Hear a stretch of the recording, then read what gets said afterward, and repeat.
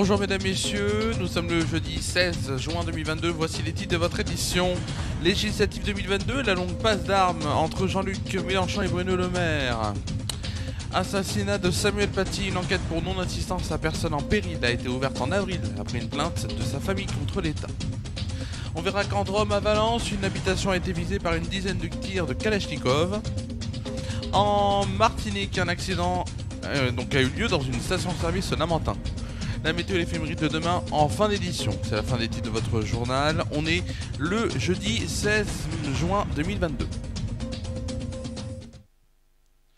On va commencer cette édition par une passe d'armes et une bataille de chiffres qui durent. Et visiblement, aucun des deux protagonistes n'est, bien sûr, nous semble près de l'interrompre à quelques jours du second tour des élections législatives.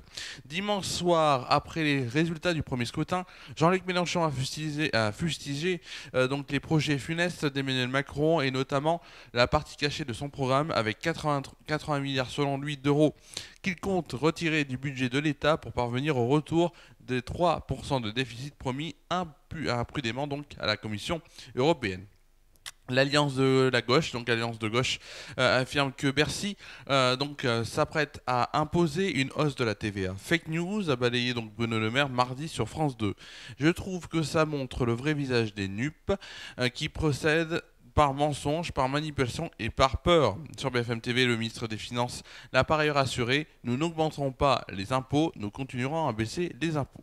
Depuis les altercations entre le ministre et le leader de la France Insoumise se multiplient. Jusque dans les commentaires sur Facebook, sous une publication de Jean-Luc Mélenchon, Bruno Le Maire a dénoncé le mensonge, la manipulation et la calomnie de ses propos. Sur Twitter, le chef de file de la NUP a renchéri en disant le ministre m'interpelle à nouveau, je rentre de RTL à travers l'enfer de la circulation porte-maillot et je finis la rédaction de ma réponse.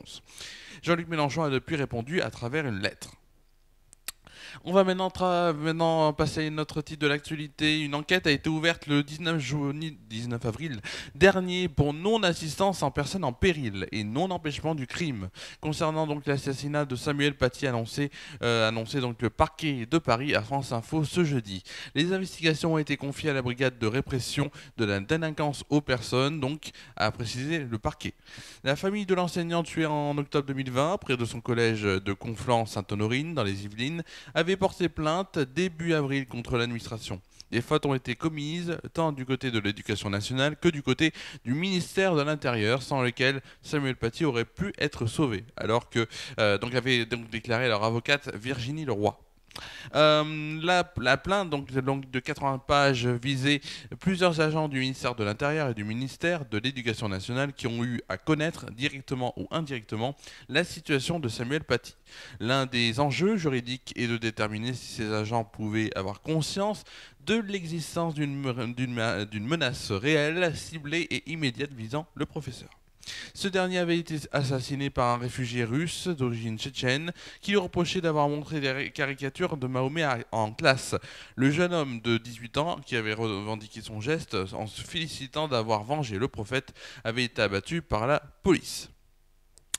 On va maintenant parler d'actualité locale et avec notamment à Valence. Il était 2h du matin dans la nuit de mercredi 15 au jeudi 16, donc la nuit dernière, lorsque des détonations ont résonné dans le quartier de Fontbarlette à Valence. Un homme visiblement seul a fait feu sur une habitation muni d'une arme automatique d'épaule, en l'espèce d'une Kalachnikov.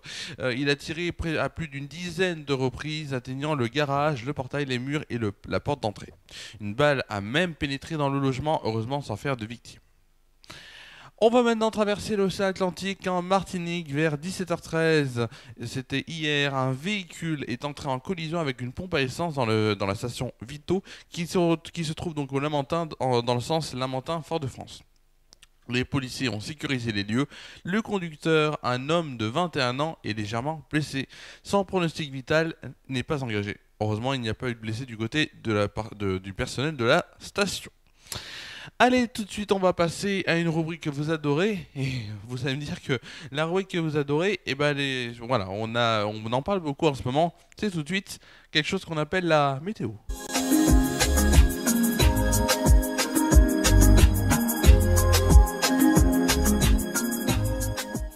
Ah là là, on en parle de la météo en ce moment, on en parle. Alors tout de suite la météo de demain matin.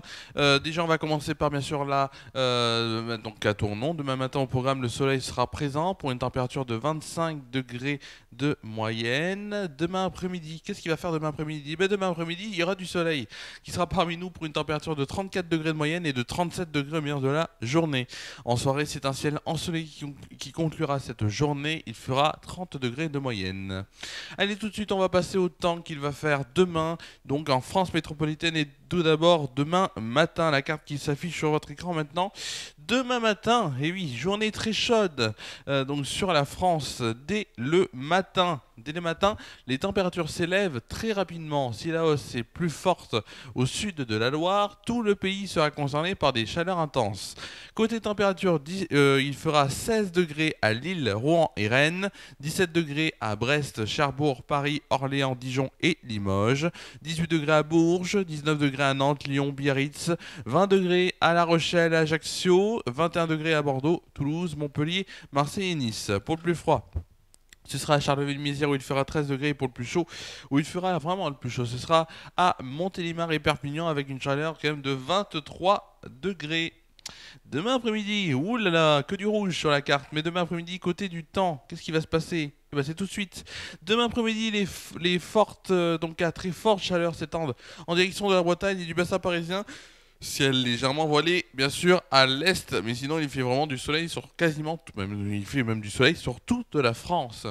Côté température maintenant, il fera 30 degrés à Lille et Charleville-Mézières, 33 degrés à Brest, 34 degrés à Rouen et Dijon, 35 degrés à Paris, Troyes, Bourges, Aurillac et Marseille, 37 degrés à Rennes, Orléans, Limoges, Lyon et Montélimar, 40 degrés à La Rochelle, Bordeaux, Biarritz et Toulouse. Pour le plus froid, je vous le dis pour le plus froid, il fera à Strasbourg et à Cherbourg 31 degrés.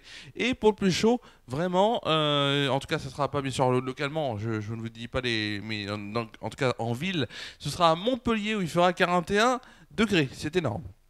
Allez, on fêtera demain les Saint Hervé, donc la Sainte à tous les Hervé bien sûr. Le soleil se lèvera à 5h46 et se couchera à 21h56 comme aujourd'hui, puisqu'on ne gagnera pas de minutes de soleil. Voilà, on ne gagne pas de minutes de soleil depuis quelque temps, et c'est normal, puisque la journée la plus longue de l'année sera sans doute le 21 juin, jour de la fête de la musique. Alors demain, bien sûr, pas de JT sur FR News, je vous l'ai dit. Demain sur Déclic Radio, on se retrouvera pour une émission spéciale à Luna Festival avec Amandine, Marina et moi-même. On débriefera, c'est mieux parce qu'on débriefera, ça se dit pas. On débriefera le concert de Stromae avec Amandine et bien sûr Marina qui y seront, donc qui y sont ce soir. Et on vous fera aussi gagner des places, vous allez me dire. Il faudra juste appeler le 09 51 500 500, mais ça c'est à partir de 11h, 11h30. Voilà, samedi vous allez retrouver Samedi Détente à 19h. Dimanche, édition spéciale second tour des élections législatives à 19h55 où bien sûr on parlera bien sûr de la seconde circonscription de l'Ardèche qui est entre Christophe Goulouzel de la NUP ou encore Olivier Dussopt donc bien sûr la majorité présidentielle ensemble va gagner. Est-ce que les ministres qui sont au deuxième tour vont s'imposer? En cas, bien sûr, normalement, en cas de défaite, les ministres devraient démissionner. Voilà, c'est tout ce qu'on peut et tout ce qu'on va savoir. Donc, dimanche, ça sera en direct, je vous le dis, en direct 19h55 avec ce direct. Et ensuite, lundi, il n'y aura rien. Mardi, fête de la musique, place du Grenier à Sel, on sera là. Et ensuite, mercredi, ce sera le JT, dernier JT mercredi. En tout cas, JT de la semaine, seul JT de la semaine, puisqu'ensuite je pars à Luna Festival.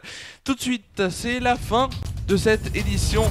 Merci à vous de l'avoir suivi. Je vous souhaite vraiment de passer une très bonne soirée, une bonne nuit. En tout cas, essayez. Prenez soin de vous et de vos proches. On se retrouve demain sur Déclic Radio et samedi pour une nouvelle émission de Samedi Détente sur FR News. Et aussi, essayez de vous hydrater et de prendre vraiment soin de vos proches en ces temps de canicule. A demain sur Déclic Radio et samedi sur FR News.